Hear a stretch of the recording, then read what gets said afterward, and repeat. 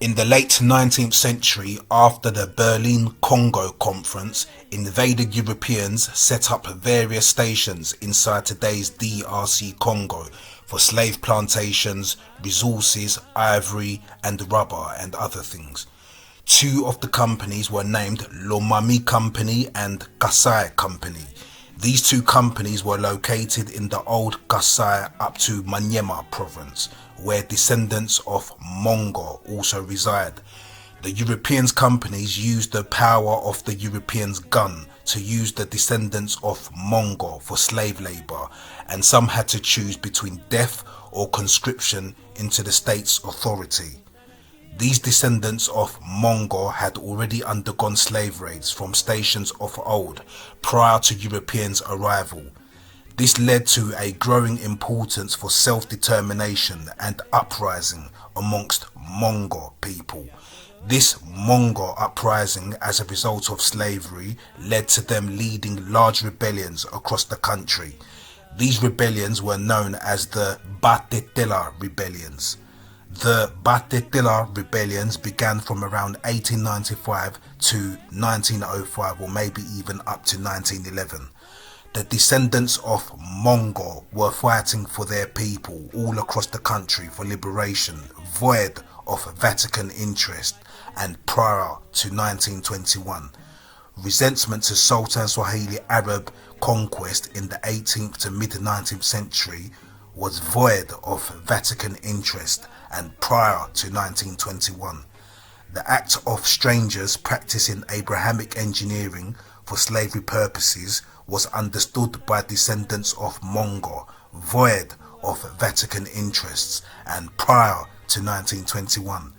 Descendants of Mongo's growing need for self-determination and uprising against slavery led to a memorable phrase which is Otetela Kema Fumbe, which means I, Tetela, am not a slave.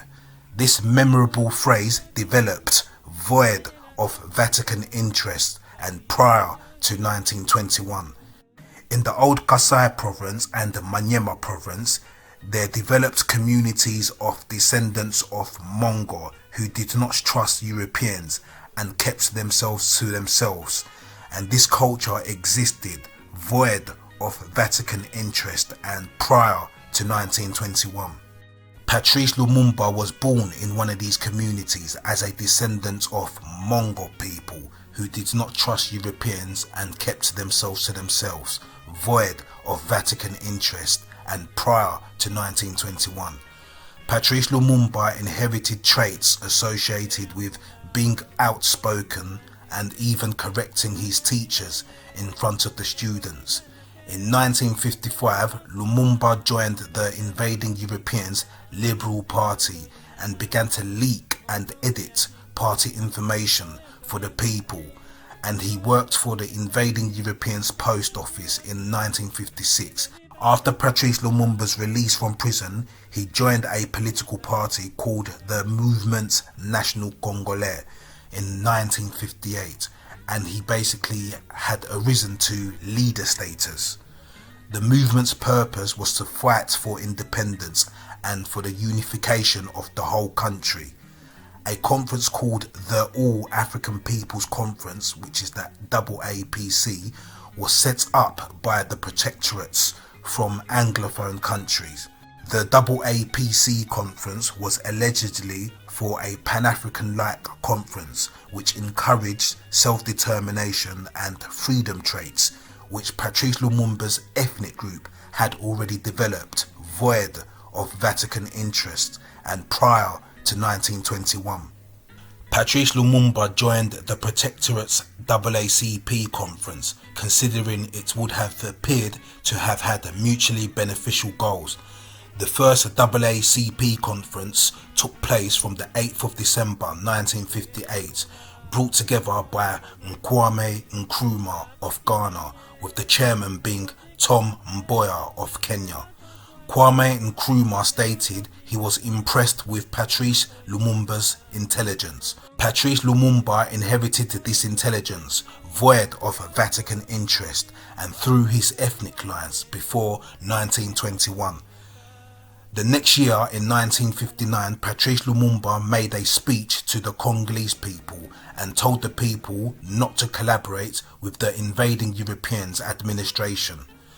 Followed by this speech was an uprising for freedom, and riots broke out in anger against invading Europeans. Because of this, Lumumba will find himself arrested again and imprisoned for 6 months by the invading Europeans for inciting anti-invading European riots. Patrice Lumumba was still leader of the Mouvement National Congolais, the MNC, whilst he was in prison, and he had such a big supporting. The MNC still won an election that took place, and he was released early from prison to attend the Brussels conference, where his prime minister status followed with his speech against invading Europeans, which upset the invading Europeans. The invading Europeans described Lumumba's reaction to European invasion as anti-white and anti-Western. In August 1960, Lumumba signed an agreement with Kwame Nkrumah for the unification of African states. Patrice Lumumba's goal was to eliminate regionalism and tribalism. During Patrice Lumumba's reign, he prevented Katanga people achieving separatism and having their own country, which I deemed as a mistake from him.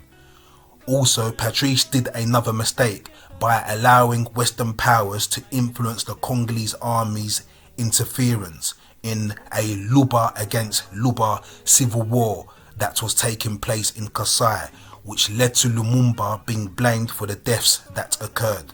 The Vatican Catholic Church, along with the West and politicians who wanted to take Lumumba's place, was all against Patrice Lumumba, and there was a call for a coup orchestrated by the West via the CIA helper Mobutu.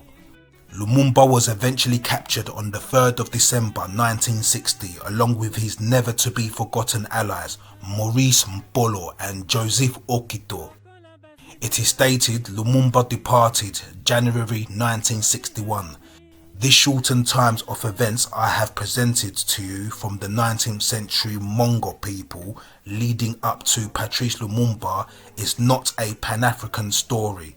This shortened story I have demonstrated to you illustrates Mongo people and Patrice Lumumba inherited revolutionary traits void of Vatican interest, which did not begin from 1921. I will now go back and pinpoint some related Pan-African events which will display some small print which practitioners of Abrahamic engineering or Pan-Africanists will not read out to you. I'm going to start with a man named Simon Kimbangu, and I will provide a brief synopsis in regards to timeline of events. Within today's province named Congo Central is where Simon Kimbangu was born, and at 1 to 4 years of age his aunt allowed George Cameron from the Baptist Missionary Society to allegedly bless him. In 1915, Simon Kimbangu was around 28 years of age, which is when he was baptized by Reverend Thompson from the Baptist Missionary Society. He then began working for the Baptist Missionary Society, converting his local Bakongo population, whilst aspiring to gain an official position within the Baptist Missionary Society. At around the age of 34 in the year 1921, Simon Kimbangu began his own ministry, and rumours about his healing and testimonies began attracting audiences to his hometown in Congo Central. His activities attracted interest from deacons from what was the Portuguese Angola at that time. These conflicts of interest, and partly in relations to Belgian and Portuguese territory, would have frustrated the Belgian Congo missionaries, which later led to Simon Kimbangu's arrest and imprisonment in that same year, 1921.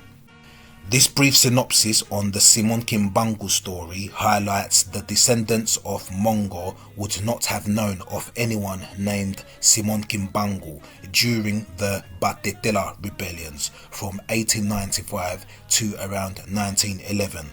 The descendants of Mongo's homeland was nowhere geographically near Congo Central. Simon Kimbangu would have been around just 8 years of age when descendants of Mongo began fighting for the country during the Batetela rebellions. This synopsis demonstrates how critical geographical locations and timeline of events are when the term Congo is used in relations to nationalism or revolutionary events. And lastly, it should be noted the Vatican had since acted as a support mechanism for the Simon Kimbangu narrative, even up until today. Descendants of Mongo will later find themselves despised, with their homelands intentionally deprived of infrastructure. Despite Mongo people being one of the largest, or once the largest, ethnic grouping across the country, there was never an implementation of Mongo national language, and the West had since steered presidential power to remain in the hands of those placed under national languages, which supported various artificial ethnic groupings. Now, sticking to the year 1921, when Simon Kimbangu began his ministry, in the same year 1921, J. Edgar Hoover, who was a director of the FBI equivalent of that time, managed to compile a list of what they described as known British MI5 and MI6 agents, which included the Pan-African Marcus Garvey. Staying on the subject of Pan-Africanism, the same United States of America played a role in influencing American votes via the promotion of a scholarship program named the Kennedy Airlifts Program, set up with the Pan-Africanist Tom Mboya, who was the chair of the AACP. This program was set up in 1959, and the aim of this program was to fly over educated Kenyans into America to attend university scholarship programs, alleged to also benefit homeborn Americans. This program led to a sect of collaborative Kenyans participating in the United States of America's scholarship systems.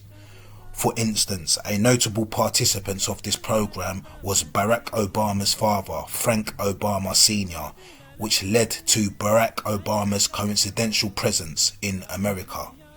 This program may have likely annoyed British intelligence on the basis the Pan-African concept could be hijacked by the United States of America in order for the United States of America to regulate the Pan-African steering wheel. Going back to the AACP, as I mentioned, Kwame Nkrumah would have also been the lead, and I wanted to add he would have been adhering to Commonwealth conferences in England, and even after Patrice Lumumba's announced departure in 1961. I am stating this to highlight Kwame Nkrumah would have been considered loyal enough to the British Empire to the point of gaining membership within the British Empire's Privy Council. In addition to this, Kwame Nkrumah was noted several times to have had dealings with Prince Hall Masonry, which would not have been in the interest of indigenous Central Africans. This video was a small example of many in relation to why Pan-Africanism is not for GSE connected people. As demonstrated in the past, the leads of Pan-Africanism should never be trusted, along with any groups practicing Abrahamic engineering or ethnic distortions, as the practitioners are the beneficiaries and they require indigenous people's life force to achieve their personal goals at your expense or at your bloodline's expense. We do not need inspirations from LLDs within Pan-Africanism or LLDs within Awakenings for change or self-determination.